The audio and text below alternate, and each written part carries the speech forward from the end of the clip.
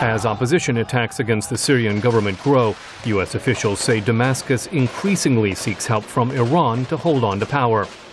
Central Intelligence Agency Chief David Petraeus told U.S. lawmakers Iran helps Syria because it's fighting to maintain its position in the region. Clearly, the loss of Syria as a logistics platform, a line of communication into Lebanon to support Hezbollah would be a substantial setback for Iran in its efforts to use Hezbollah as a proxy.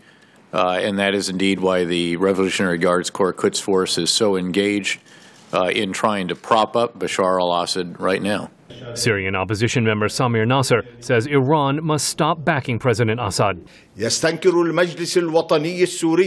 Syrian National Council is against the Iranian regime's stance on Syria. While Syrians are being killed, we urge Iran to stop helping the Syrian regime.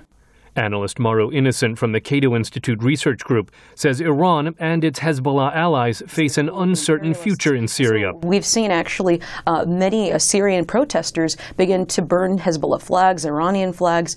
So there's, again, sort of a fissure within Syria in terms of, these were former allies of the Assad regime, and the Assad regime sort of stood up to the West and to the United States. But now, again, we sort of see the fracturing of those coalitions within Syria and a depreciation of Hezbollah's influence and Iran's influence within the country.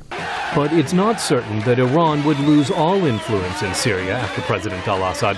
U.S. Institute of Peace Middle East analyst Steve Heidemann notes some Syrian nationalists in the opposition value their ties with Tehran. If Syria were somehow to slip out of the Iranian column, it would be an enormous blow to Iran's ability to project its influence regionally.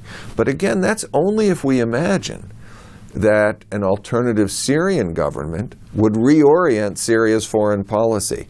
And I don't think we can take that for granted. It's not only Iran's support for Hezbollah that might suffer from a change of government in Damascus.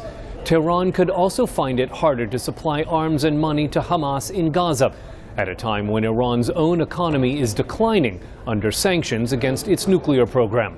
Scott Stearns, VOA News, the State Department.